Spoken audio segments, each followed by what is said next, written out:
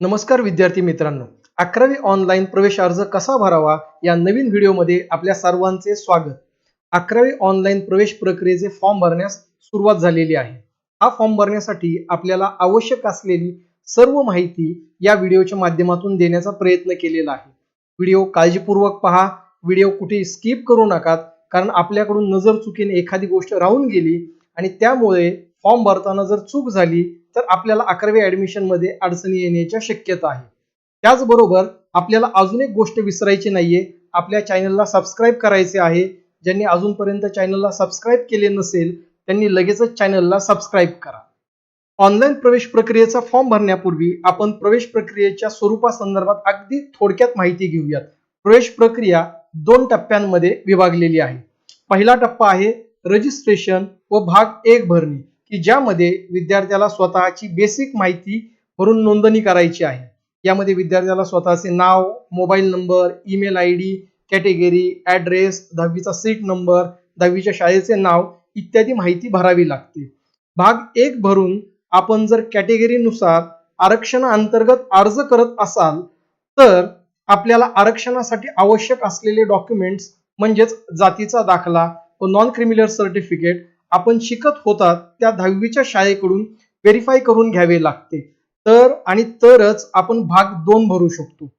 मात्र जे विद्यार्थी खुल्या गटातून किंवा ओपन कॅटेगरीतून अर्ज भरत असतील त्यांना व्हेरीफाय करून घेण्याची गरज नाही. त्यांचे फॉर्म ऑटो व्हेरीफाय होतात व ते लगेचच भाग 2 भरू शकतात. दुसरा टप्पा आहे भाग 2 भरणे, ज्यामध्ये विद्यार्थ्याला ज्या शाखेमध्ये ऍडमिशन घ्यायचे आहे ती शाखा म्हणजेच आर्ट्स, कॉमर्स की सायन्स यापैकी कोणत्याही एका शाखेची निवड करावी लागते. तसेच विद्यार्थ्याला याच भाग 2 मध्ये आपल्याला हवे असलेल्या कॉलेजचे पसंतीक्रम देखील नोंदवावे लागतात. चला तर मग वेळ न घालवता प्रत्यक्ष फॉर्म कसा भरायचा याबाबतची माहिती घेऊयात. त्यासाठी प्रथम कोणताही एक ब्राउझर ओपन करून त्यामध्ये स्क्रीनवर दिलेला वेब ॲड्रेस आपल्याला टाकायचा आहे. एक ब्राउझर ओपन करायचा आहे ज्यामध्ये आपल्याला 11th ॲडमिशन या पद्धतीने सर्च करूयात.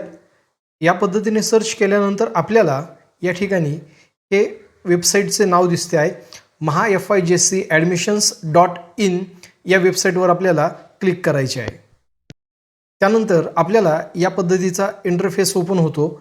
यामध्ये आपल्याला सर्वप्रथम स्टुडंट रजिस्ट्रेशन या टॅबमध्ये जायचे आहे. ॲप्लिकंट 10th स्कूल यामध्ये आपल्याला 2 ऑप्शन दिसत आहेत, within Maharashtra state, outside Maharashtra state. जर विद्यार्थ्यांनी 10वी त्याची जर महाराष्ट्र राज्यातून केलेली असेल तर आपल्याला विदिन महाराष्ट्र स्टेट हे ऑप्शन निवडायचे. जर कोणी विद्यार्थी महाराष्ट्राबाहेरील असतील तर असे विद्यार्थी आउटसाइड महाराष्ट्र स्टेट हे ऑप्शन निवडू शकतात.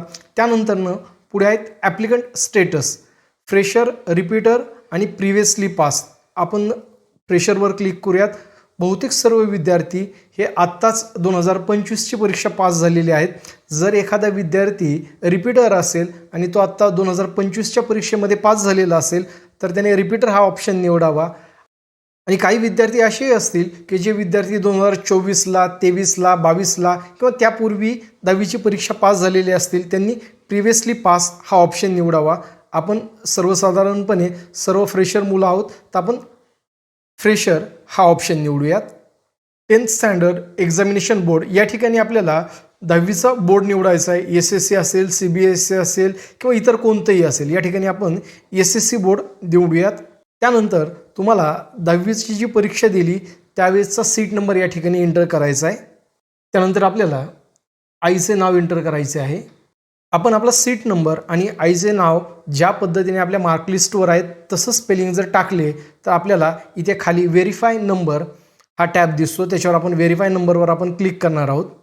व्हेरीफाय नंबरवर क्लिक केल्यानंतर आपल्याला या पद्धतीची स्क्रीन दिसते. आपली माहिती जर बरोबर असेल तर आपल्याला येस करेक्ट या ऑप्शनवर क्लिक करायचे आहे. त्यानंतर month of examination March by default 2025 आलेला आहे, खाली नावसुद्धा आलेलं आहे. त्यानंतर आपल्याला ईमेल आय डी टाकायचा आहे.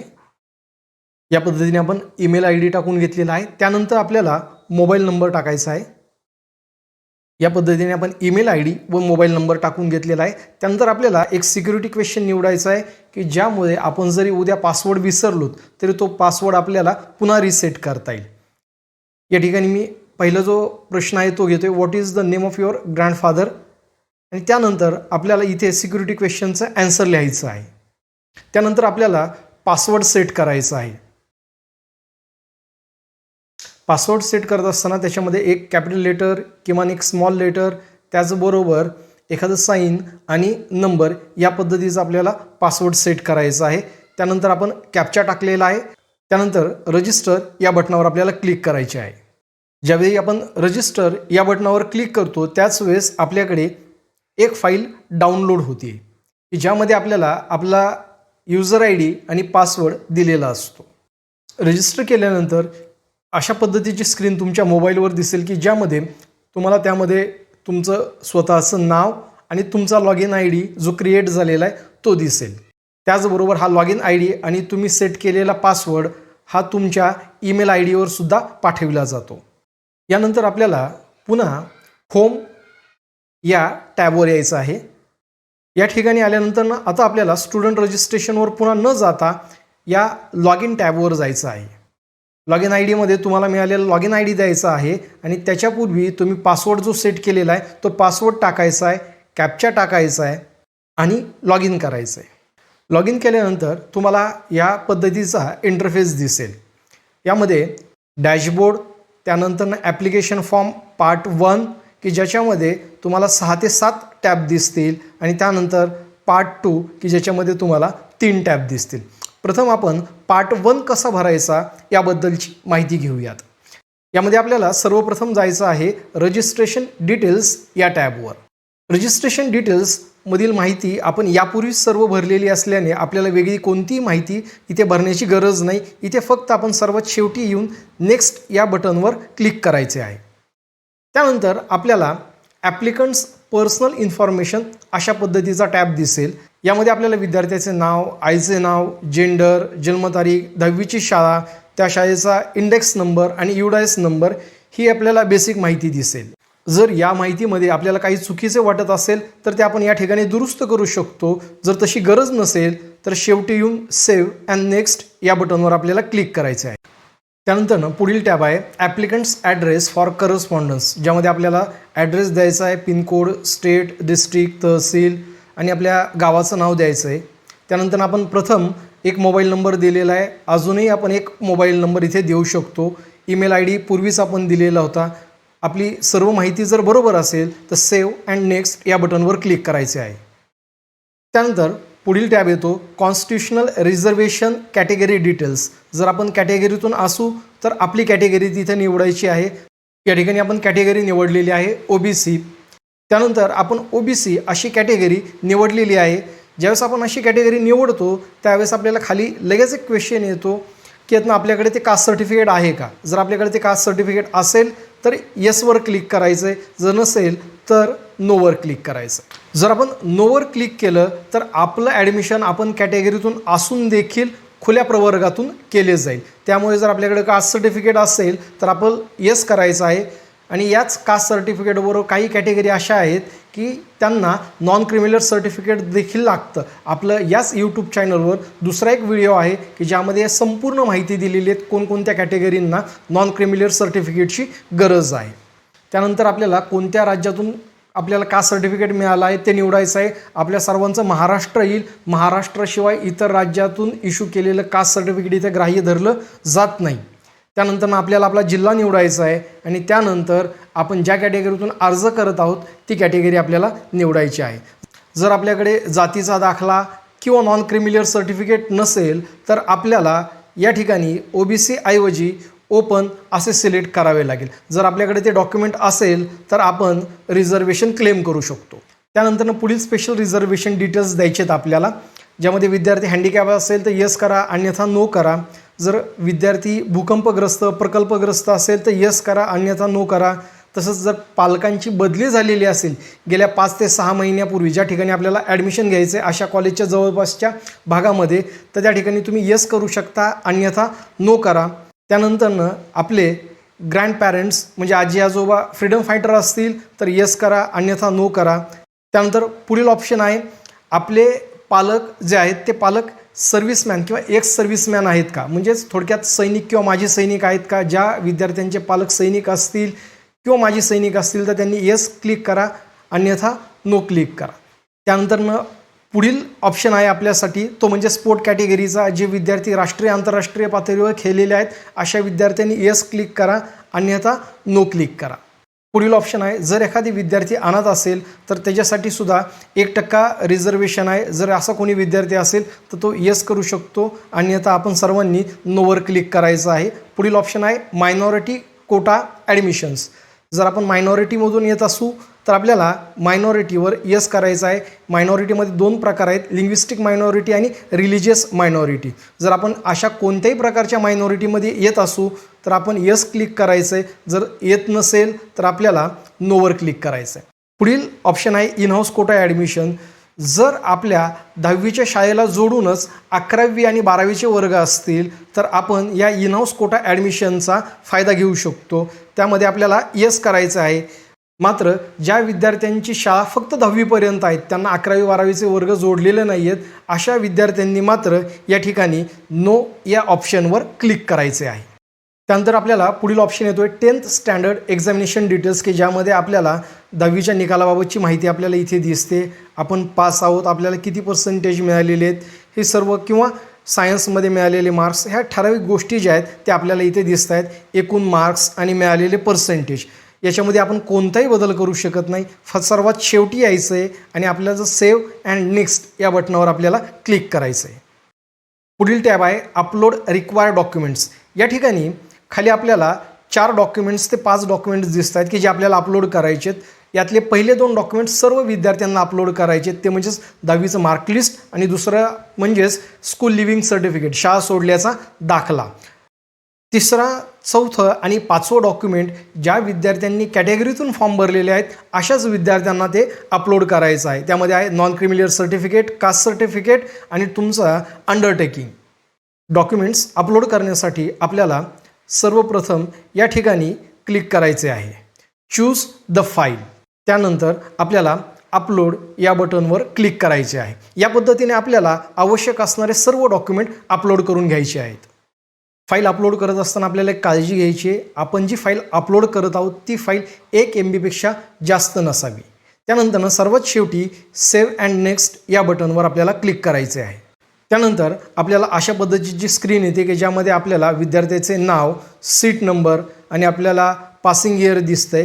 त्याचबरोबर आपल्याला खाली आपले फी डिटेल्स दिसत आहेत, ज्याच्यामध्ये आपल्याला 100 रुपये पेड करायचे आहेत. हे 100 रुपये आपण ऑनलाईन पद्धतीने पेड करू शकतो.